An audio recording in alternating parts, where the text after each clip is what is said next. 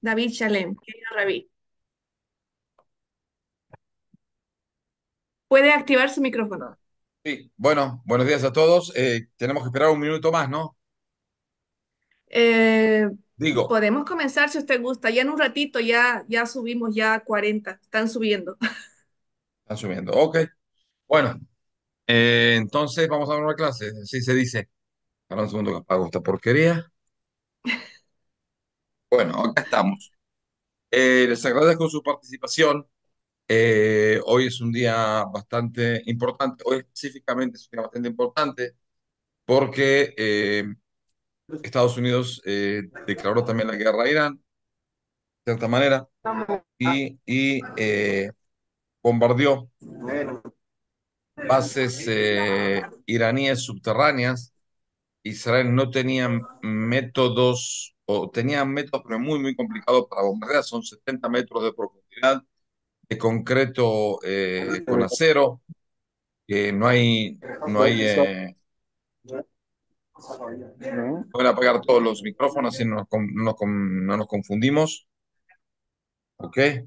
Eh, y ayer de noche, al final, pasó lo que pasó, que ellos bombardearon con bombas que nosotros no tenemos, que pueden penetrar esa profundidad y arruinar los centros nucleares que estaban bajo tierra. Hay que entender la profundidad. 70 metros bajo tierra es más o menos un edificio de 25 pisos para arriba, es decir, para abajo, con todo hasta arriba, hasta la tierra, cemento, hormigón armado, con acero y con todo el hormigón que es casi muy, muy difícil de penetrar. Y Baruch Hashem se pudo hacer eso. No sabemos hasta el día de hoy, hasta ahora, hasta cuánto fue el daño. Espero que el daño se haya hecho suficiente. Estados Unidos avisó a los iraníes una hora antes que saque a sus soldados de ahí, su gente de ahí, porque no tenía interés de matar a gente y en serio no había nadie ahí. Parece. Casi no hubo muertos. Bueno, como sea, pero no pensaba hablar de eso porque no tenía la menor idea de que Estados Unidos iba a bombardear. La clase la publicamos antes de eso. Pero que quería hablar como dijimos en el título de la clase, Enseguida lo leo. Hechos, un ratito. épicos.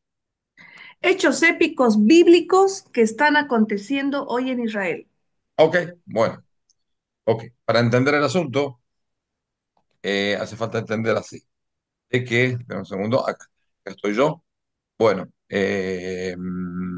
no me quiero ver a mí porque si no me mareo. Sí, sí, ya le puse la galería. A Rabí le gusta ver a todos, así que por favor, No, pues está bien, las pero cosas puse en la sí, frente en la cara mía porque si no a mi cara ya me acostumbré. sí. ¿Ok? Bueno, entonces es lo siguiente. Estamos hablando de hechos épicos. Para hablar de esos hechos épicos hace falta que me den 15 minutos, con su permiso, para explicar historia de la nación persa, la antigua de la nación persa y la moderna, para que puedan entender hasta tal punto y por qué esta guerra es tan, tan importante. Eh, ok, entonces vamos a hablar. Estamos del principio. Eh, Tribus persas. Los persas aparecen. Hay tres pueblos que aparecen en la Biblia,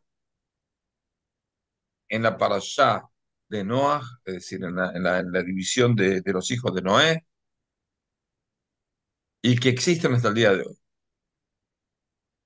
Uno de ellos es Yaván, Grecia. El asunto es que Grecia de hoy no tiene nada que ver con la Grecia antigua, ni siquiera el idioma. Es decir, yo hoy le muestro a un griego le hago leer un libro de Sócrates, no tiene la menor idea. No lo puede leer, es otro idioma. Frío conquistas y demás, y cambios de pueblos y demás, y invasiones. Entonces no es la misma Grecia. Hay otro pueblo que aparece ahí que se empieza, es el asunto de la simiente semita, que después de ahí salió Abraham, viene a ser nosotros. Pero hay un tercer pueblo que aparece ahí, en la sección de Noé, que es un descendiente de, como Grecia, de Yefet. Había tres hijos de Noé: Shem, Ham y Yefet. Yefet salieron todos los pueblos europeos y también salió un pueblo en Asia. ¿Qué pueblo salió en Asia? Los persas. Es decir, ahí aparece uno de los hijos de Yefet, se llamaba Tiras. Dice el Midrash, Tiras es Paras. Es decir, el pueblo iraní, no iraní, persa, ya aparece como hijo de Yefet que se asentó en ese lugar. ¿Ok?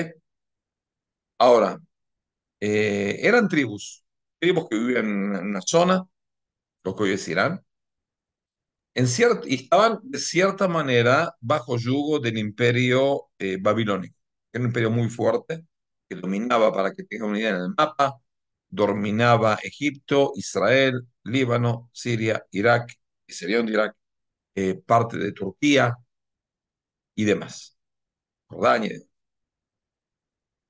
Y ellos se unieron a través de un rey que se llamaba Ciro el primero, unió a esas tribus, decidió ir a conquistar, sacarse de encima el yugo babilónico, ir a conquistar el imperio babilónico.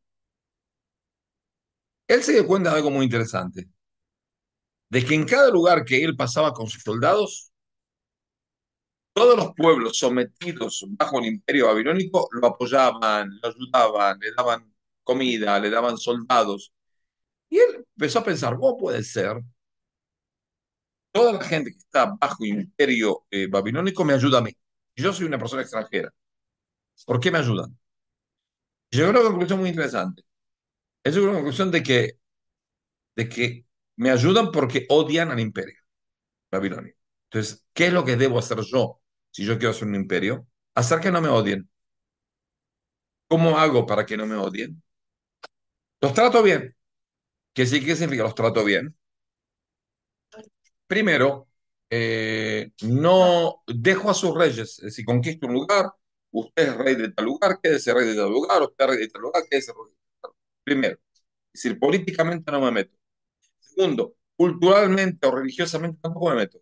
Usted cree en tal ídolo, sigue creyendo. Usted cree en tal filosofía, sigue creyéndolo. Usted cree en tal cosa, siga así. Es decir, está muy, muy amplio en posibilidad de aceptar distintas culturas de cada pueblo. Es decir, usted siga con lo suyo y yo no le voy a molestar, usted no me molesta a mí, no hay ningún problema. Tercero, hace una especie de trato. En inglés se llama win-win, que todos ganan. Yo quiero recibir sus impuestos, pero impuestos igual le pagaba también al imperio babilónico. Pero ¿sabes cuál es la diferencia? Si tú me pagas a mí, yo te voy a dar protección y te voy a dar también posibilidades. Por eso el imperio persa inventó el correo. Si el primer correo del mundo, que esa posibilidad de intercomunicarse entre lugares, es un invento persa. Está escrito también en Esther, que está ahí el rey, como el rey mandaba sus decretos de acá, de una punta del imperio a la otra, y hacer toda una especie de programa de cómo llevar cosas de un lado al otro. Primero el correo, es un invento persa. Yo últimamente digo, por la situación del correo de Israel, que pasa de mano en mano, ¿no? Se la están pasando como un carbón ardiendo, nadie lo quiere agarrar. Es un desastre el correo de Israel. Últimamente, los últimos 6 meses, es un desastre, no se puede creer. Yo siempre digo de que el correo persa hace 2500 años trabaja mejor que el correo de Israel hoy en día. Tranquilo, seguro, ¿eh? Es un desastre. Menos mal que hay compañías particulares que hacen algo. Si no, nunca llega nada acá. Entonces, Correo hizo una moneda única a todo el imperio. Eso provocó que cualquier persona pueda comprar cosas y vender cosas. Y tiene una moneda aceptada en cualquier lado. Es decir, la posibilidad de comercio, la posibilidad de comunicación, la posibilidad de seguridad social. Y cuarta cosa que hizo, delegación de cada pueblo bajo el imperio persa dentro de la corte del reino. Es decir, en la corte del reino había delegados de cada nación. que el objetivo de eso era que cada nación se veía representada frente al rey. Y eso provocó que nunca en su vida el imperio persa gastó un centavo en seguridad, ¿cómo se dice? En amainar rebeliones, porque nadie se rebelaba, porque si estaba tan bien, ¿por qué me tengo que rebelar? Entonces ahí como que se inculcó en el ADN de los persas la, ¿cómo se dice? El sentido de que hay que aceptar distintos tipos de pueblos, distintos tipos de culturas. No aceptar para mí, yo sigo siendo persa, pero yo acepto de que bajo mi tutela puede haber otras naciones, otros pueblos, otras culturas, otras costumbres, ningún problema. No me molesta. Más todavía. Nada más no me molesta, sino que es parte de mi riqueza intelectual, de mi riqueza como imperio. Con una sola condición, que ni se te ocurra independizarte, que ni se te ocurra de decir yo quiero separarme del imperio. Eso no te voy a dejar. Es decir, te respeto tu cultura, tu religión, tu idiosincrasia, lo que quieras, pero, por supuesto, que sos parte de mi imperio. Orientaciones nacionalistas de tal pueblo y tal pueblo no son aceptadas. Pero vivieron en una época buena. Esa época fue interrumpida por un griego, un macedonio, Alejandro Magno, que fue el más grande conquistador ¿cómo se dice? Y estratega militar de la historia humana, que derrumbó el imperio persa en menos de un año y medio. Derrumbó el imperio persa, vino con también una ideología de él, filosofía griega imponente y demás. El asunto es que no duró mucho, porque al año murió, entonces se dividió el imperio persa, que el imperio macedónico, que era desde Grecia hasta India, una zona impresionantemente grande, se dividió en cuatro. Esos cuatro comandantes de Alejandro Magno, que cada uno recibió una parte del imperio, una parte enorme de un imperio enorme, lo único que hacían todo el día era pelearse entre ellos. Entonces lo que pasó es que a los 80 años de la conquista del imperio persa, surgió otra vez el imperio persa. ¿Ok?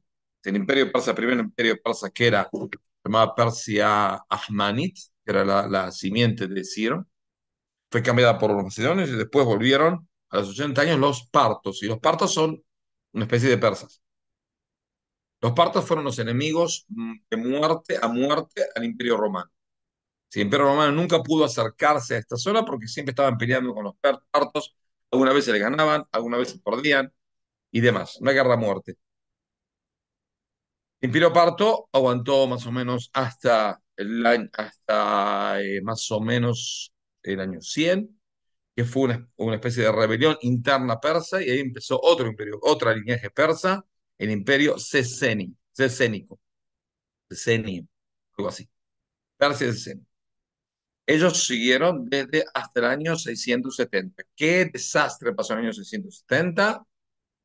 Fueron conquistados por los alumnos de Muhammad. Es decir, los árabes salieron a conquistar todo el mundo y esparcir el Islam y a fuerza de su espada. Y desmoronaron el imperio cesénico. Ya estaba medio podrido por adentro y demás. Lo que pasó es que los persas aceptaron la religión, abandonaron su idolatría, eran idólatras, eran Zaratustrim, es una religión que hasta el día de hoy existe de cierta manera, eran idólatras, abandonaron eso para aceptar el Islam. Aceptaron el Islam, aceptaron también las letras árabes para escribir, sumaron otras cinco o seis letras que existen en persa, pero no existen en árabe, pero la diferencia entre los persas y los demás pueblos conquistados por los árabes fue que aunque recibieron la religión musulmana, siguieron siendo independientes en su orgullo nacional. Es decir, para un persa,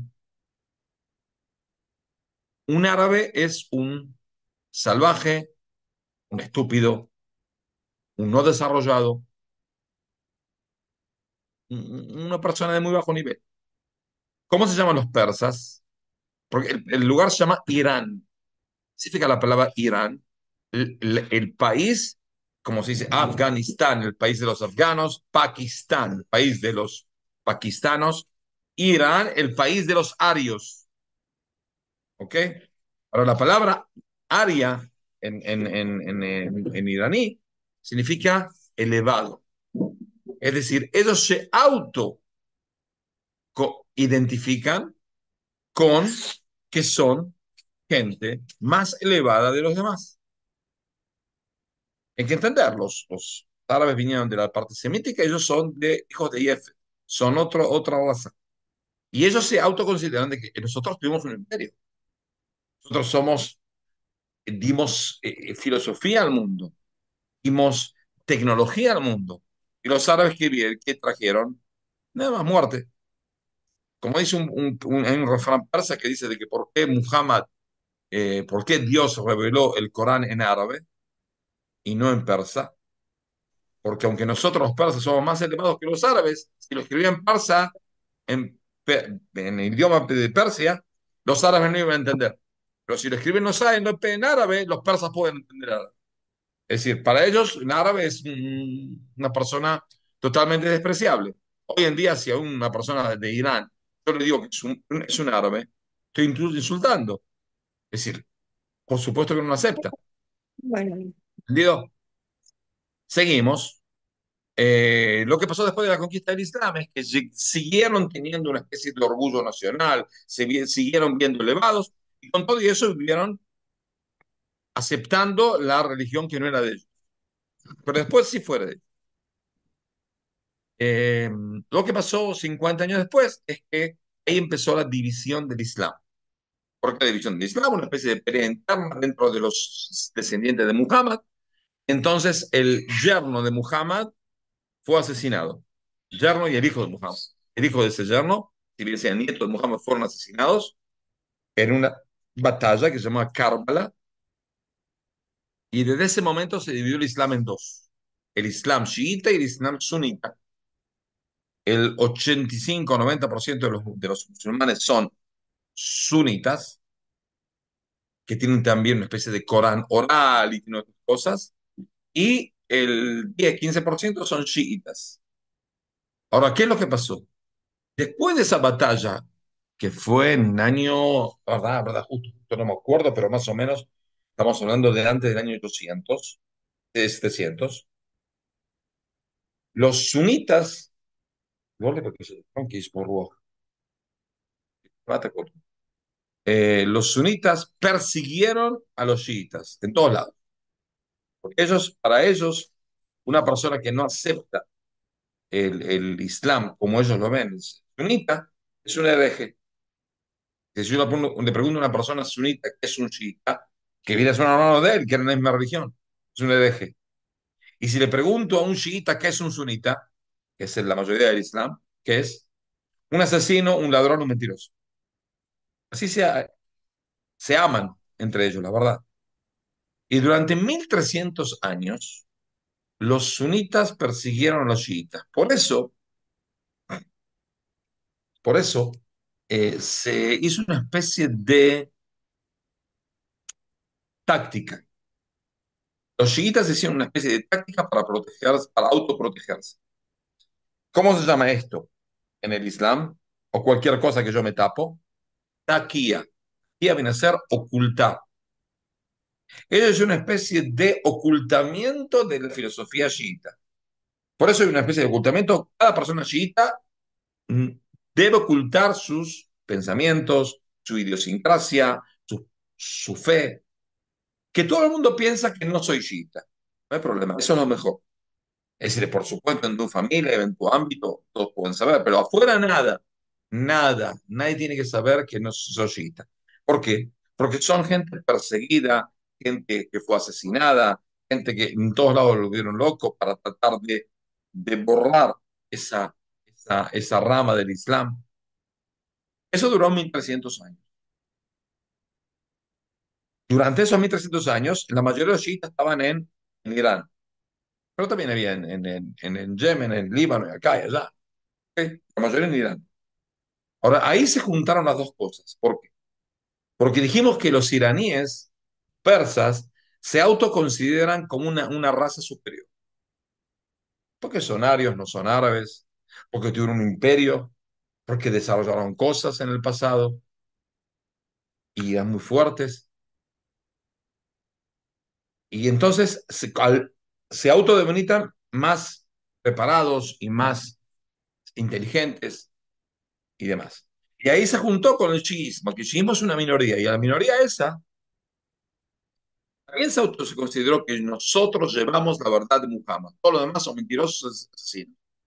Entonces se juntaron las dos cosas. Entonces pasó que hay un pueblo que de raza se autoconsidera mejor, de inteligencia se considera mejor, de historia se considera mejor, y de religión se considera mejor que los demás.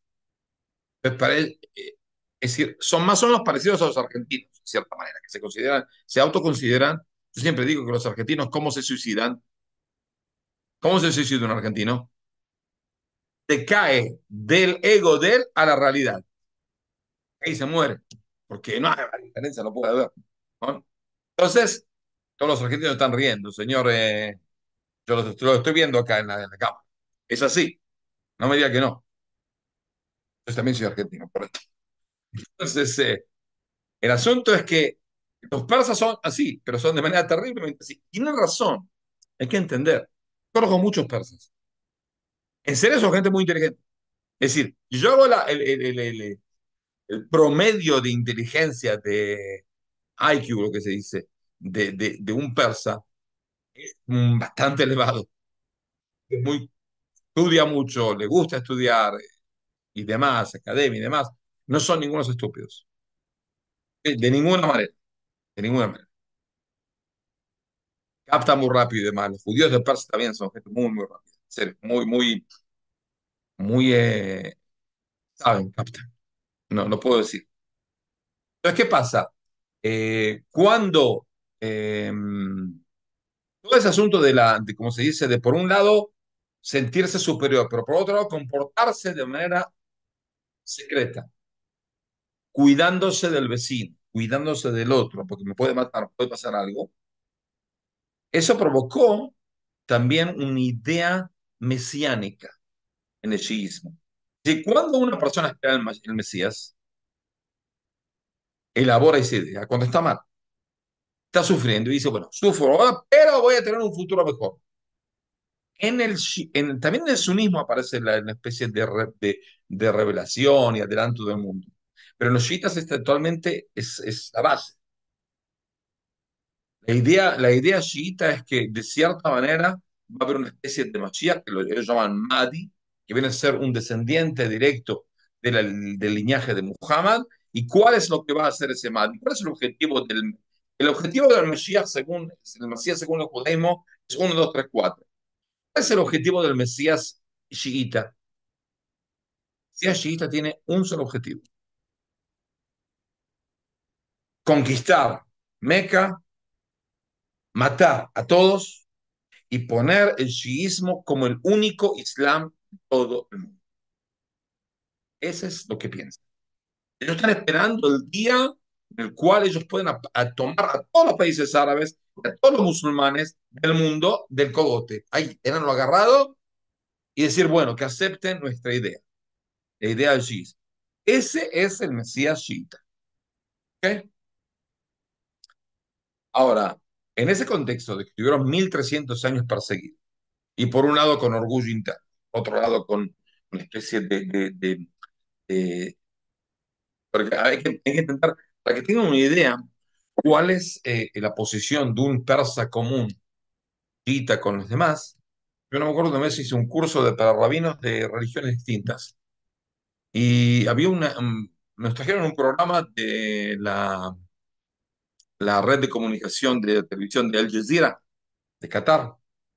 Había una discusión entre el más grande legalista y filósofo sunita, llamaba Yosef el-Qardawi, murió hace unos años, y estaba del otro lado uno de los más grandes chiitas, que también fue presidente de Irán un tiempo, Rafsanjani, que era un legalista, un filósofo y demás.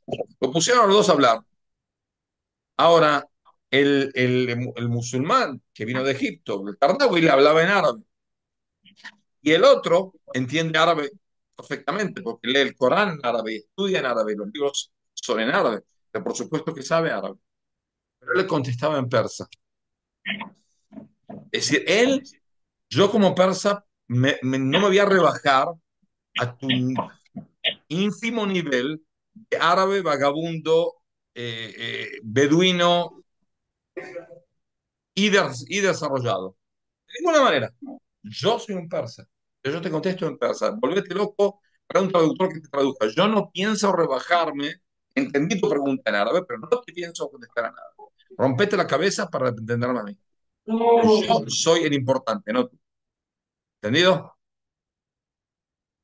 Entonces, volvemos al tema y por eso terminamos. ¿Cuándo se terminó esa persecución? ¿Cuándo se terminó el asunto de ocultar el shiismo? El 1 de febrero, algo así, no me agarran justo el día, del año 1979. ¿Qué pasó ese día?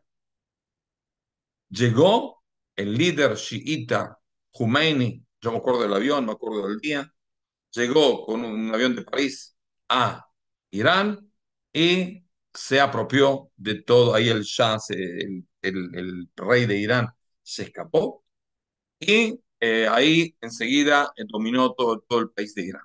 En ese momento él declaró que el asunto de ocultar nuestra idea chiita se terminó. No nada más se terminó, sino que ahora empieza la liberación chiita. Viene la redención chiita. ¿Qué significa viene la redención chiita? De que ahora en adelante vamos a hacer todo lo posible para exportar nuestra idea a todos los países musulmanes. ¿A través de qué? A través de apoyo a cualquier población chiita, apoyo militar, apoyo estratégico y demás, económico. Y ahí empezó la marcha chiita. Entonces tenía a medio mundo ya agarrado del cogote, que viene a ser el Líbano y Irak y demás y demás y demás, donde hay chiitas. Ahí lo agarraron a todos del cogote, porque tienen muchísimo dinero y son bastante inteligentes, son ningún estúpido. Y hicieron un programa detallado y programado para que, ¿cuál es el final? El final es conquistar Meca, poner el chiismo como cúspide de todo el Islam y del mundo desarrollado.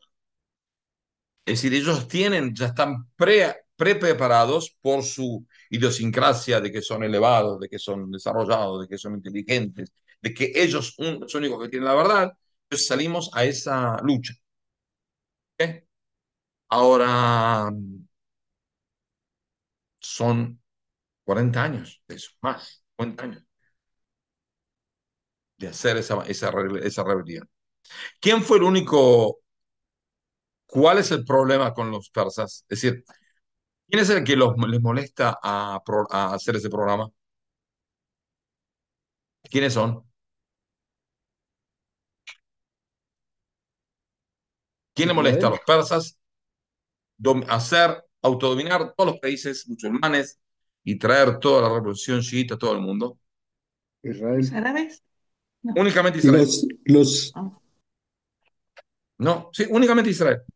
Es decir, Israel, es decir, el problema está, y por eso digo de lo que los hechos épicos que están pasando justo en esta guerra, es una especie de eclosión de dos ideas.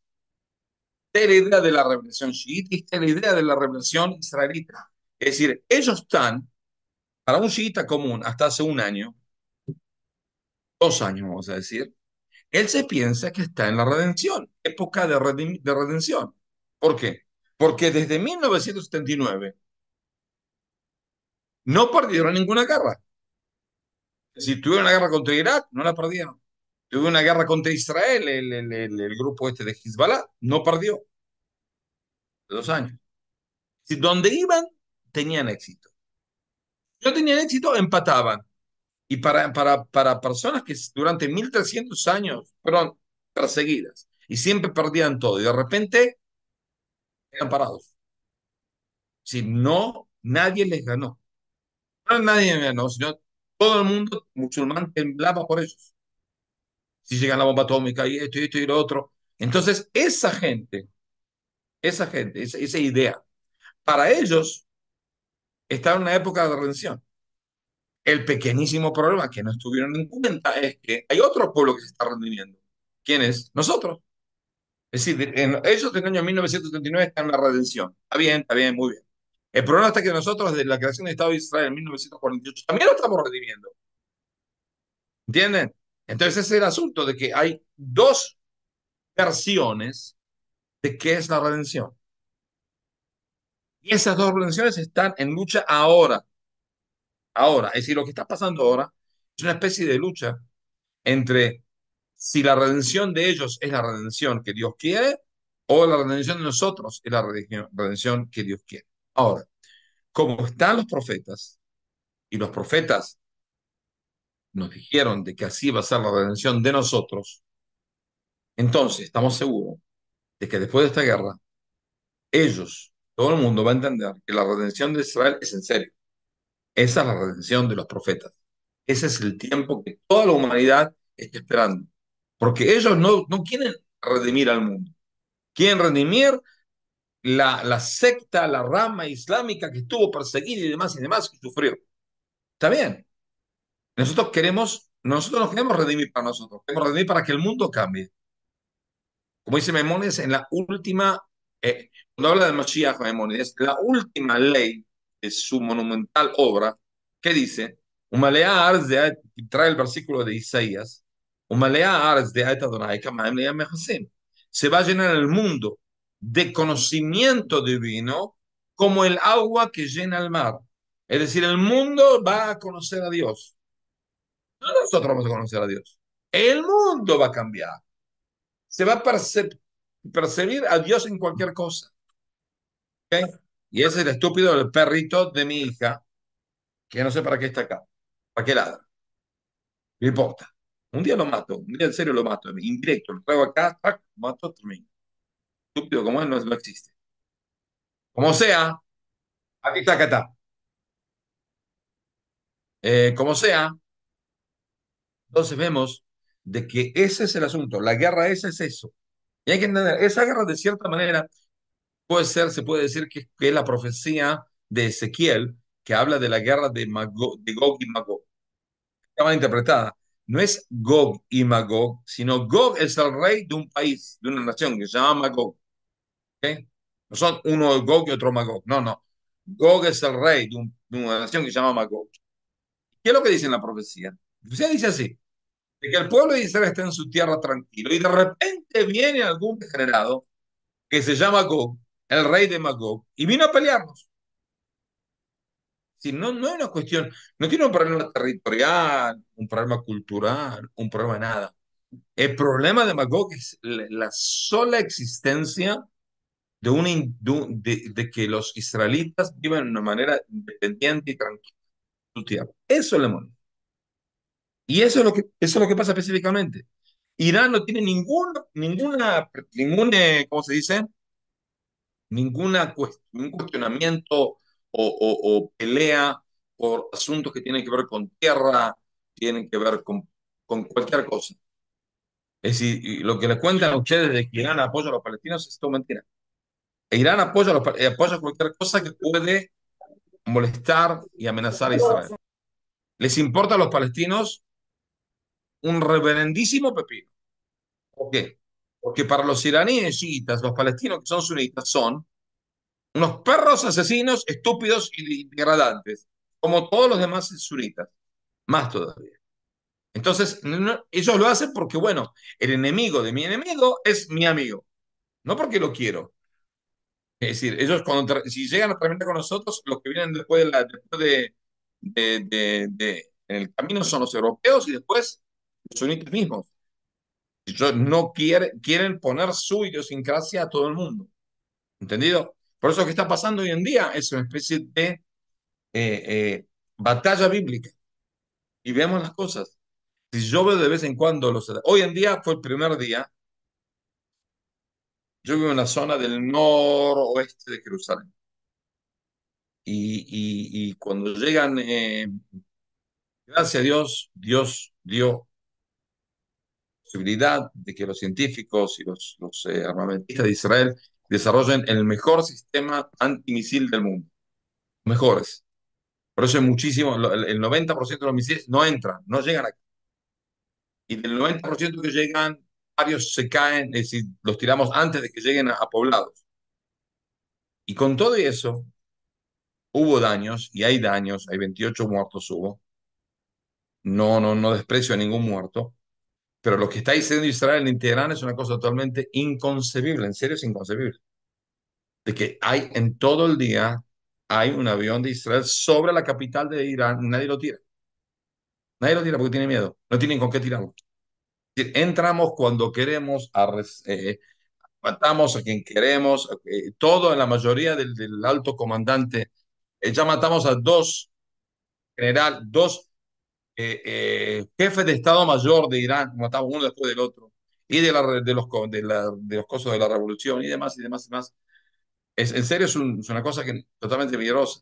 Y no nada más aviones, hay también fuerzas israelíes del Mossad y demás, están ahí, y están actuando en ese lugar y están todos, y hay que tener el pueblo iraní, no nos odia. La mayoría de los iraníes están a favor, hay que entender, hasta el año 1979 había vuelos directos de Tel Aviv a Teherán. Al día de hoy hay 9.000, 10.000 judíos en Teherán y viven bien. Nadie los persigue. ¿Ok? Si el pueblo iraní es un pueblo que respeta mucho a los judíos, porque es un pueblo de la Biblia, ellos también son de la Biblia, y son un pueblo que inteligente, entonces admira al pueblo de Israel porque nos consideran, por ahí se equivocan, pues, inteligentes, y demás, y demás, y demás. Entonces hay una especie de respeto mutuo con el pueblo iraní. No tenemos nada contra el pueblo de Irán. Es decir, tratamos de no matar civiles porque nosotros no atacamos civiles, atacamos únicamente lugares militares. Ellos, lamentablemente, hacen como todos los demás, que atacan lugares civiles. Los 28 personas que murieron no son del ejército, son gente que estaba en su casa. ¿Ok?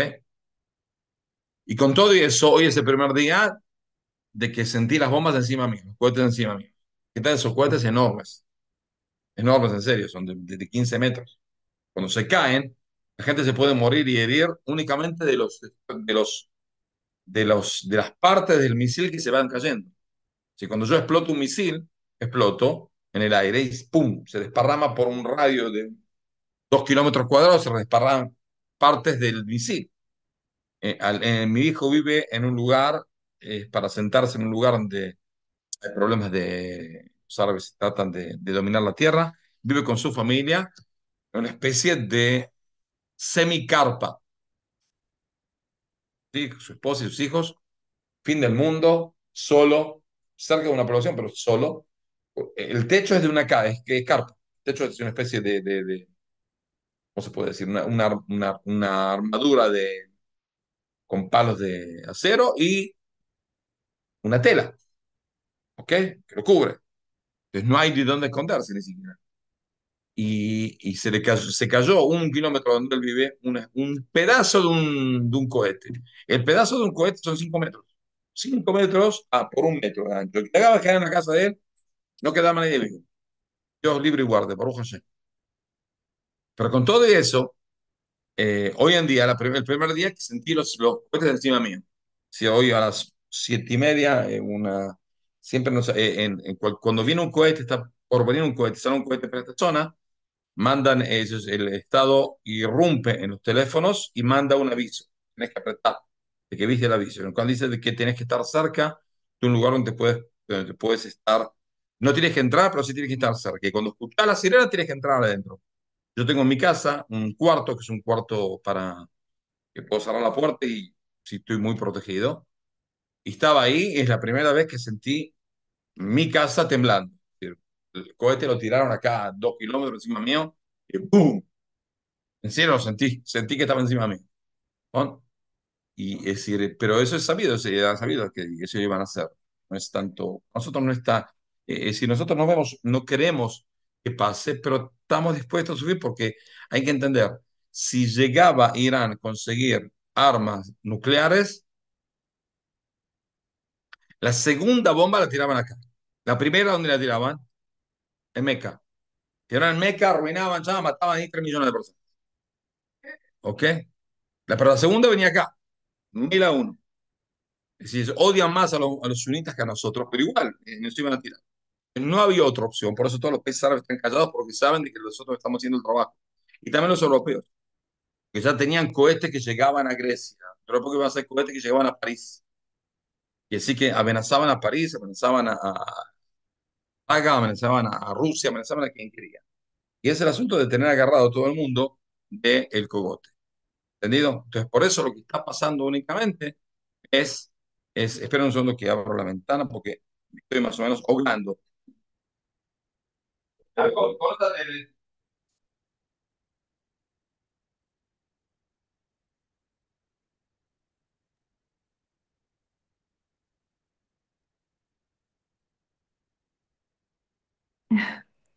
Profunda reflexión, ¿no? Lo del cohete. Sí, no, en serio, uno se siente, Baruch Hashem, me sentimos protegidos, no, no hay que exagerar, en serio tenemos la mejor maquinaria de anticohetistas que existe en el mundo, pero con todo y eso, cuando uno siente el temblor en la casa, ¡boom! Estás dentro de un cuarto seguro, pero está el ruido, está la sensación de que se te tiembla toda la casa.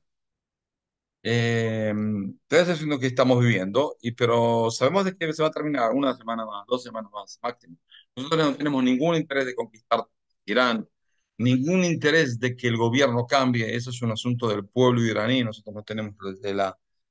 Ojalá cambie. Ojalá cambie para ellos.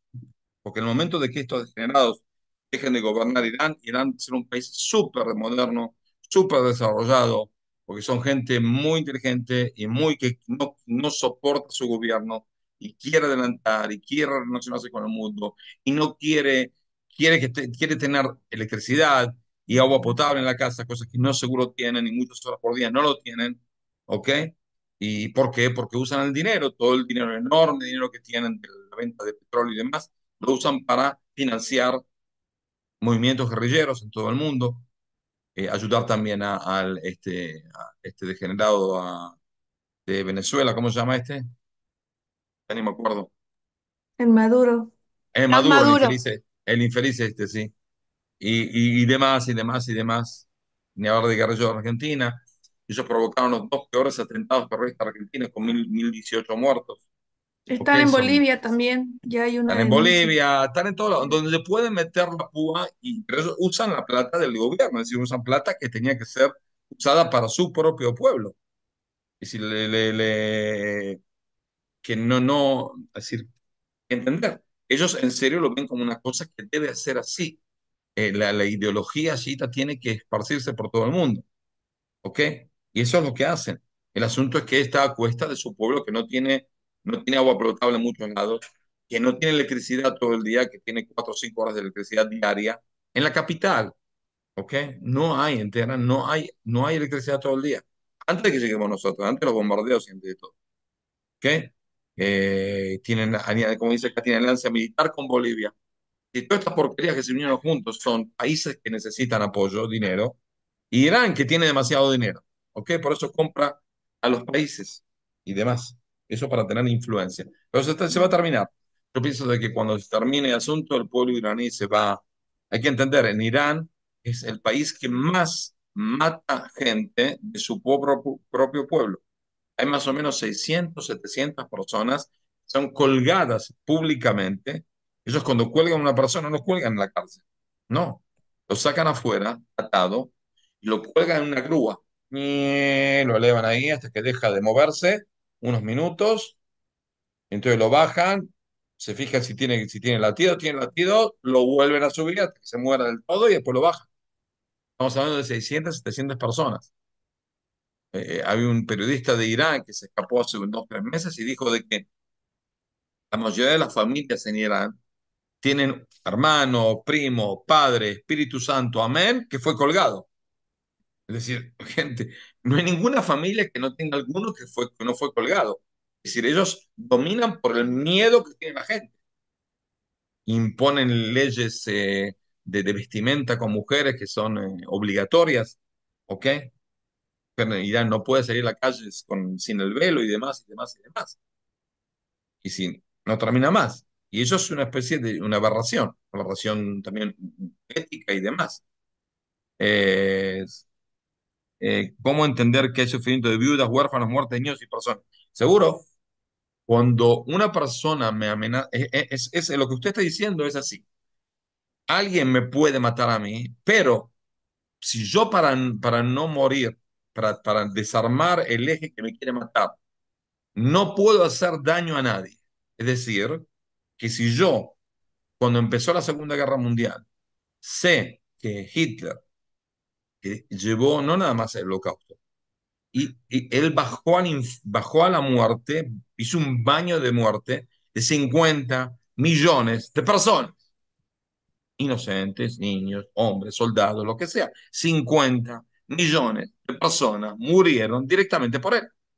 Vamos a decir que 2 meses después de que empezó la Segunda Guerra Mundial, Hitler llega de visita a un jardín de infantes en Berlín y todos los niños y niñitas son chiquitos y son todos rubios y de ojos celestes y qué lindo.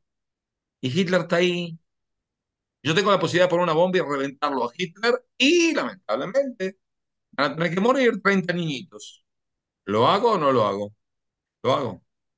Y me ahorro 49,5 millones de personas. Niños, por ahí rubios, por ahí no rubios, por ahí feos, por ahí no feos, por ahí esto, por ahí lo otro. Me ahorro 49,5 millones de personas.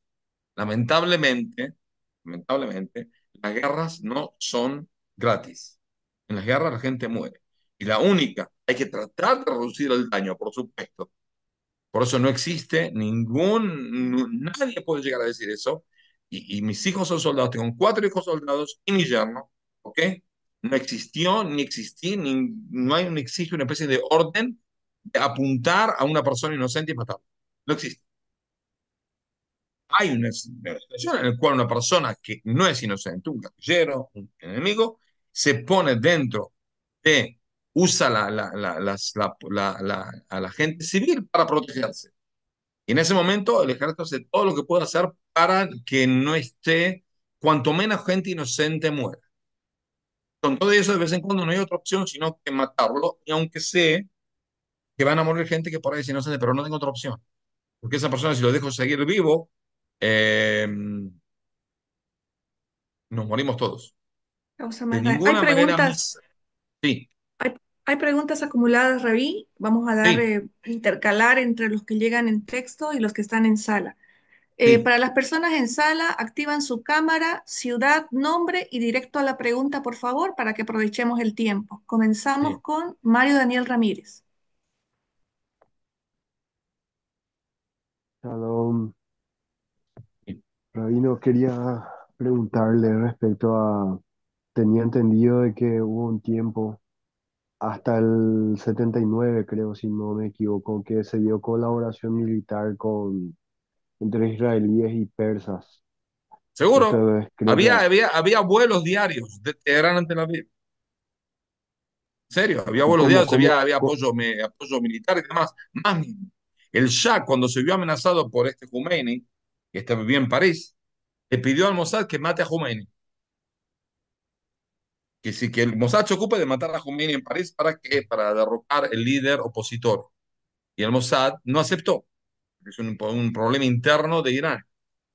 Pienso que nos equivocamos. Había que haber matado. Si hubiéramos matado, nos hubiéramos cerrado y hubiéramos cerrado al pueblo de Irán centenas de miles de muertos. Estamos hablando de que desde que la revolución iraní de Khomeini pasó, murieron ya centenas de miles de civiles que fueron matados por la policía revolucionaria de Irán.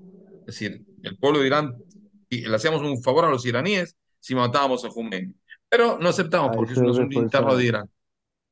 se refuerza lo que estabas respondiendo hace un momento, de que si tenés que escoger entre eliminar una posible amenaza y no por el buenismo, te ahorras 49,5 millones Hay de personas, problemas. seguro, seguro.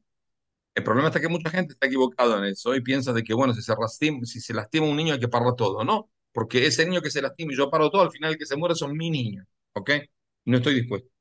Se terminó el asunto de que alguien va a pagar por misericordia. ¿Ok? Bien, hay una Seguimos. pregunta de Radio Noágira Breslev de México. ¿Cómo debe ser nuestro comportamiento con las personas que están en contra de Israel, ya sea familia o amigos? No ocuparse, no tratar de convencer. Uno puede decir alguna palabra, otra cosa, pero no tratar de empezar en líos. Primero, no arruinar el lazo familiar, por supuesto, porque es muy importante el lazo familiar. Uno puede decir, yo no estoy a favor de lo que diga, yo estoy a favor, pero no discuto. Seguimos siendo primos, seguimos siendo amigos, seguimos siendo vecinos. ¿Ok? Bien, No es una cosa para pelearse. pasamos con Carlos Alberto, Ciudad, y la pregunta, por favor, y activas tu cámara. Gracias. Gracias, Sólida. Mi nombre es Carlos Guevara desde Colombia, Rabino. Lo primero que quiero hacer es agradecerle por la claridad y la sencillez con la que usted habla. Aquí en Colombia Pero, decimos, usted habla sin azúcar, con simpleza. no, yo tomo por lo Entonces, general café y té, tomo sin azúcar, por lo general. Rabino, mi pregunta es, ¿qué tan cierto o no cierto es que Irán, o mejor, que la izquierda y el socialismo es apoyado y apoya a Irán? Seguro, por supuesto. Es decir, es una cosa de locos, porque los socialistas que están a favor de derechos de mujeres y demás, ellos apoyan a gobiernos que son anti-mujeres, anti-derechos de mujeres, porque todo el asunto es estar en contra de Occidente, en contra del capitalismo. Entonces, hacen un pacto con el diablo con el solo hecho de que ellos ganen, aunque sea que esté en contra de la base del socialismo, la base del liberalismo y demás. Es una especie de pacto satánico de toda la izquierda con estos energúmenos. ¿Ok? Muchas gracias, Rabino. Seguro. Muchas gracias. Pregunta que llega en texto de Alan. ¿Hay una relación con la personalidad de Elam, hijo de Sem? No. Elam es una zona del sur de Irán. Hoy en día Irán, hay que entender, numéricamente, Irán es un país que está compuesto por 40 naciones y pueblos.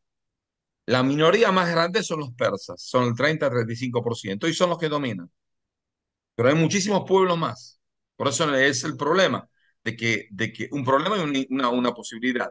Que puede ser una posibilidad de que en Irán en cierto momento se desparramen pueblos, que declaren su autonomía, declaren su independencia, y porque son distintos. Hay árabes en Irán que son totalmente, como dijimos, despreciados, pero viven en la zona más rica de Irán, en la zona donde hay petróleo.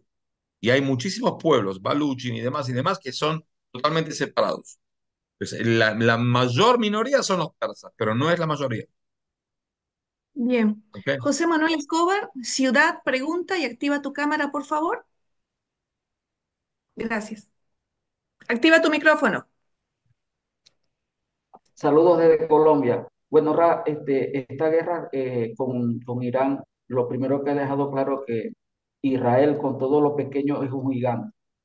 Y lamentamos las muertes, los fallecidos, pero con todo lo que ha hecho Irán, Israel ha salido victorioso y le damos gracias al Eterno por eso.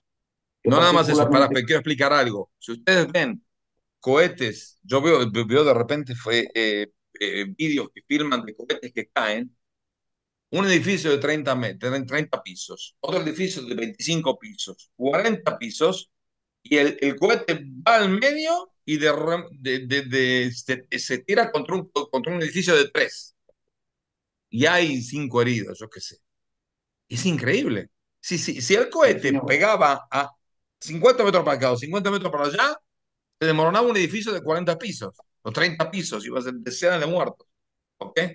Es cosa de no creer, es decir, hay cosas que uno las ve y dice, no puedo creer que eso pasa. Son milagros. Sí, Sí, siga.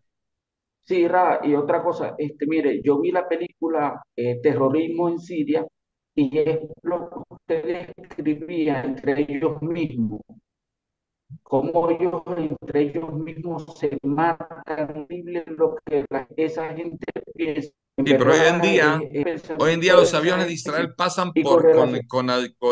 con permiso de las autoridades sirias. Las autoridades sirias permiten a la Fuerza Aérea de Israel pasar por el espacio aéreo sirio para bombardear Irán, porque los odian. Y aparte porque no tienen con qué bajar ningún avión de nosotros, entonces no les conviene.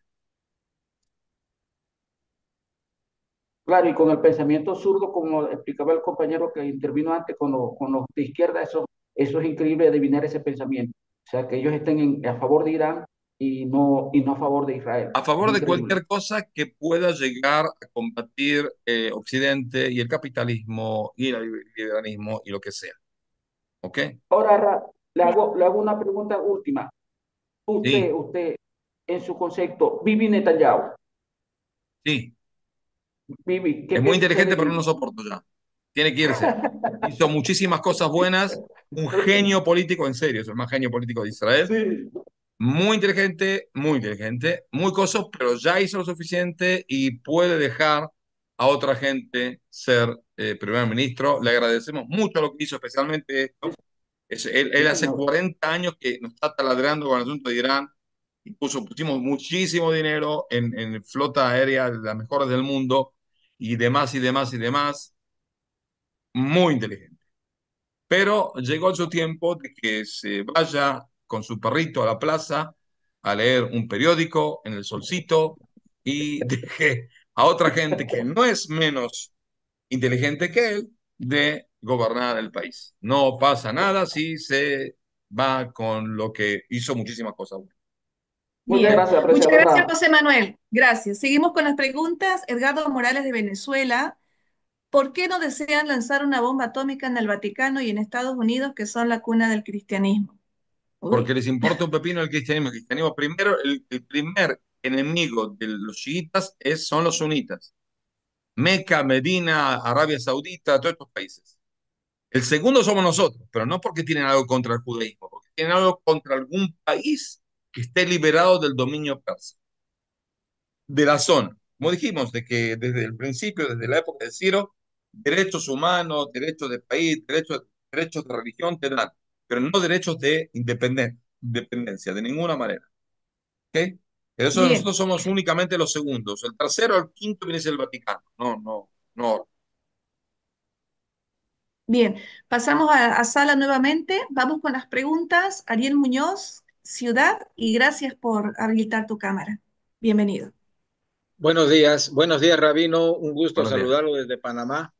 La pregunta es la siguiente. Sabemos que el crimen internacional organizado, manejado por Hezbollah, también dependen del régimen iraní. ¿Podría ampliarnos o darnos un criterio más amplio a partir del punto de vista suyo? Porque en América Latina, la gente, el común del ciudadano no tiene idea de ese tipo de vínculo y hay países como Bolivia y Venezuela que, por ejemplo, en el caso de Bolivia, tienen una alianza militar con Irán y países de tránsito como Panamá, somos víctimas de toda esa red criminal, o sea, somos víctimas de eso y sería bueno Hay que ampliar entender, información. es parte del programa chiita iraní de influenciar al mundo para mal. Es decir, que todo el mundo tiemble de ellos. Es decir, cada bastión que tienen en Latinoamérica, en Asia, en Europa, en la mitad de la Antártica, en los pingüinos del sur de Argentina, ahí se sienten bien, porque es una especie de bastión de nosotros frente a los sunitas y frente al mundo occidental. Y ellos usan eso, usan la enorme cantidad de dinero y petróleo que tienen para influenciar. ¿Ok? No lo hacen porque tienen ganas de desarrollar el mundo. Quédese Exacto, tranquilo. exacto. ¿Ok? Entonces tenemos que, especialmente los que estamos en esta dinámica de la difusión del monoteísmo, pienso que tenemos un rol determinante para concientizar a nuestros países de ese tipo de peligros, Seguro. ¿no? Entonces, Quiero agregar algo muy, muy importante. La guerra de Gog y Magog, en el libro de Ezequiel, de Ezequiel, si se fijan, al final dice de que Dios va a santificar su nombre a través de la derrota de Gog en todo el mundo. Es decir, todo el mundo va a hablar de que Dios santificó su nombre cuando Israel le gana a Gog. ¿Quién es el que tiene que hacer eso? Santificar el nombre divino en cada lugar. Ustedes, hagan claro, ustedes. Los 88 personas que están viendo, 87, porque uno soy yo, ¿ok? exacto. Esa es su misión, es decir, llevar, cuando se termine la guerra, no va a durar mucho este asunto. Santificar el nombre divino, es decir, Dios estuvo ahí. Y ese es el objetivo de la guerra de Gog y Magog, santificar el nombre divino. ¿Ok? Y esa es su misión, no mi misión. Yo ya, la mía la hice. Exacto.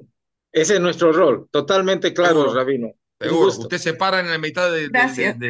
del canal de Panamá con un cartel, ¿ok? Y no deja pasar a nadie. Así decimos nosotros, tenemos un dicho para concluir, Rabino. Dice acá, nacimos para vencer. Bueno, que Dios le dé fuerza para vencer. Amén. Gracias.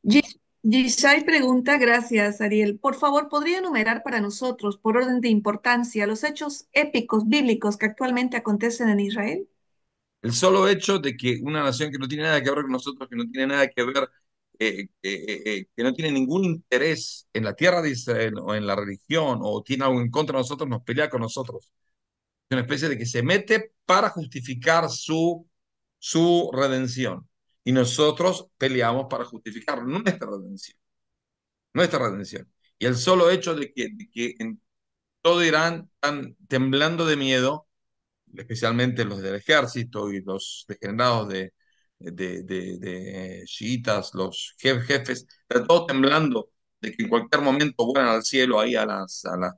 El problema con los chiitas es que los sunitas cuando se mueren reciben 70 vírgenes, ¿ok? Los chiitas no, ese es el problema. Que no tienen ni siquiera ganas de morirse, porque no van a recibir las 70 vírgenes, ¿me entienden? El problema. Y nosotros no podemos ayudar en eso. Y eso que resulta que están temblando, de que está todo el mundo hablando de Israel, de la fuerza de Israel, y yo veo periódicos del mundo, y veo de que la gente se ocupa de eso. Es que un país que es ínfimo, hay que entender, en territorio, Irán es 400 veces más grande que Israel, ¿ok? 400 veces más grande que Israel. En población es 10 veces más grande que Israel. Y con todo eso, nuestro ejército hace lo que le da la gana, ¿no? Y eso santifica el nombre divino, por supuesto. Entonces es algo totalmente bíblico, es decir, son cosas es increíble de que hay que entender de que 10 de los 12 más grandes generales de Irán los matamos en 10 minutos. No estaban todos juntos, cada uno estaba en su casa. Es decir, en 12 minutos. En 12 minutos bajamos a 10 de los 12 generales más importantes de Irán. Es algo totalmente inconcebible de manera de espionaje, no Claro. existió nunca.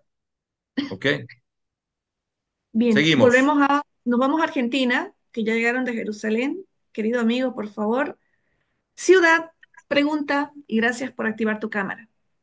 ¿Se escucha, Soli? Sí, ¿Escucha? sí, Perfecto, cómo no. perfecto. Rabino, ¿cómo está Solia? Mire, a mí me llama la atención ya, dado que Israel, bueno, conjunto con Estados Unidos, están cómo va a seguir Irán ahora después de estos acontecimientos. Pero no puede dejar que queden los sunitas ahora o los chiitas sigan ahí. Tiene que haber algo, una relación para que este proceso, eh, por lo menos digo con mis palabras, tenga una relación con Israel y Israel tenga una cierta Por eso, influencia. la relación con Israel se va a renovar únicamente cuando el gobierno súper extremista y súper degenerado de los líderes súper chiitas deje Irán y va a haber una especie de democracia y van a elegir un gobierno popular. Ese gobierno, como el pueblo de Irán no tiene nada que ver, nada en contra de nosotros, se va a ver una especie de amistad y relaciones como debía ser con dos pueblos muy antiguos y muy respetados que se respetan mutuamente. Pero por ahora, hasta que no bajen del gobierno, ellos lo único que van a hacer es hacer un trato. Es decir, cuando estén de rodillas y no tengan que perder, van a hacer un trato porque no van a querer morir. Porque si no, van a morir todos. Y ¿Ok? van a ser juzgados, estimo, no sé, por eso va No, mi no, pregunta. no. Que lo juzgue Dios. Nosotros los mandamos arriba y que Dios se arregle. No es nuestro problema. ¿Ok? Muchísimas gracias, Rafa. Nosotros hacemos el Muy- flete arriba. Nos vamos Gracias. con, gracias, querido amigo, con Viviana Papamija, tu ciudad, pregunta y gracias por activar tu cámara. Acá días, estoy desde Colombia. Le agradezco mucho por la enseñanza. Y me gusta mucho la parte que habla de los musulmanes porque yo pues tuve la experiencia de ir y conocer la cultura musulmana, viví y también de hecho tengo un Corán, lo leo y con eso confirmo lo que está diciendo usted de Ah, que no ellos me cree, esperan. No, no me no, cree. no, lo Ah, estoy es confirmando, lo estoy ah, es bueno. afirmando como testigo para todos los que están en sala de que se habla de que ellos quieren unir como su única religión la de ellos y que sea la Meca, ¿no? Esta es la parte que quería como afirmar nada más. Y en cuanto a la pregunta, quería hacer la pregunta es con lo que se habla de God y Magog. Dice que el Eterno reuniría a todo el pueblo para dos cosas. Dice, para que las naciones lo conocieran, para santificar su nombre. ¿Cómo nosotros en las naciones conoceremos al Eterno? Eso me pregunto porque, pues, A yo, por través ejemplo, a donde través. estoy en paz, no hay guerra, estoy Está muy bien. distante de la guerra de Israel. Entonces, Bueno, ¿cómo? cuando se termine este asunto, 2 o 3 semanas más, todo el mundo va a quedar medio atónito por el desmoronamiento de todo el país musulmán y el pacto que se va a hacer después y demás y demás y demás. Y ese es el objetivo, es llevar a poner en público el asunto de que no es un éxito fenomenal de Israel, sino es un éxito fenomenal de Dios a través de Israel. Y eso va a provocar que la gente se va a interesar más y más en lo que el pueblo de Israel lo puede dar de la Torá a todo el mundo. Es decir, el pueblo de Israel viene a ser representante de la Torá, quiera o no quiera. Y entonces eso va a santificar el nombre del mundo y va a haber muchísima gente que se va a interesar en, en conocer qué es lo que el pueblo de Israel puede darles de la Torá a ellos y puede mejorar su vida particular y su vida nacional. ¿Entendido? Gracias. Volviendo a los textos, Alan, en relación a la comparación que hizo de Elam, dice, es decir, Rab, hay carácter espiritual de Elam porque Yermiyahu, profeta, profetiza contra Elam que destruirá su arco. Sí, pero el AM ya no existe. Sí, el AM es una zona, pero no existe como pueblo. No existe ni siquiera en Irán de hoy en día hay gente que se reconoce como descendiente de Elam. Era un pueblo que existió y la zona, por supuesto, sabemos exactamente dónde es, pero no hay un pueblo. Hay gente que vive ahí, pero no tiene una identificación nacional con Elam. ¿Ok? Perfecto. Bueno, hay muchos mensajes de Bueno, pueden mandarlo venezolanos por y mail, pueden bolivianos. mandarlo por mail y estamos en contacto, no hay ningún problema. Si Dios quiere, dentro de 2 semanas, cuando se termine la guerra, puede haber una clase, pero si no, va a haber una gran festichola de el final de la guerra, porque ya nos tienen bastante podrido este asunto.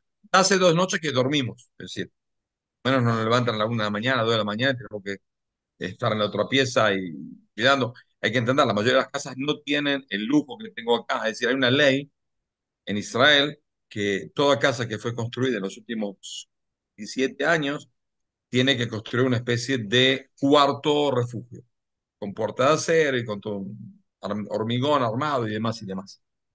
Y eso ahorra el asunto de hacer un refugio en el edificio. Pero la mayoría de los edificios de Israel tienen refugio. Y los que no tienen un refugio del barrio, a 100, 200 metros de la casa. Y saben qué lindo es bajar a la calle a las 2 de la mañana con todos los chicos y empezar a correr al refugio. Es hermoso, Uy, qué es horror. hermoso. Y ni hablar de vecinos que no se pueden ni ver ni hablar unos con otros y tienen que pasar horas juntos en un refugio.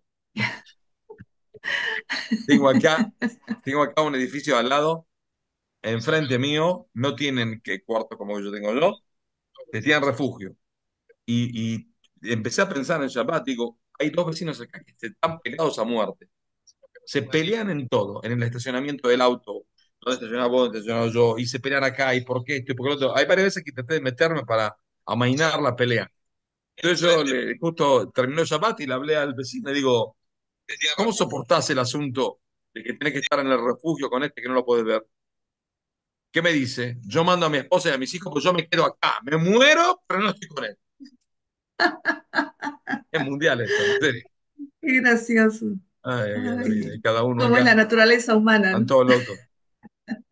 Bueno, entonces nos vemos, si Bien, Dios querido quiere. David, Les agradezco todos sus rezos y toda su preocupación y Besat que Hashem. Hashem lo bendiga, Tienen David. su misión para el final de la guerra, si Dios quiere. Y muchas Gracias a gracias, por usted, supuesto, Solia, a por todo lo que pesar de la hizo. guerra, está aquí.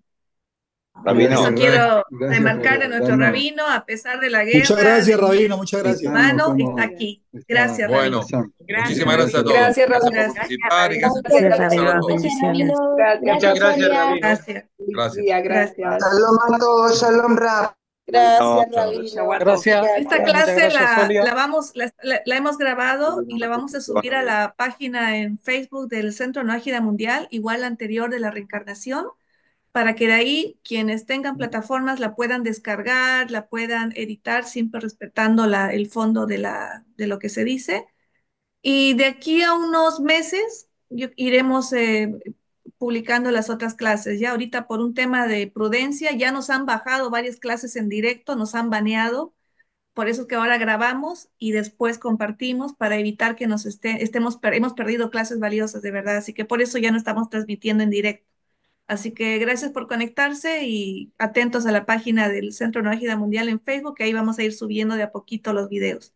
¿Ya? Y quienes quieran Shukran. descargar, libres de descargar y hacer sus videos para sus plataformas, son libres de hacerlo, no es contenido exclusivo. ¿Ya? Muchas gracias. Gracias, Gracias, Sonia. bendiciones. Gracias por Bien, tu amigos, apoyo. bendiciones.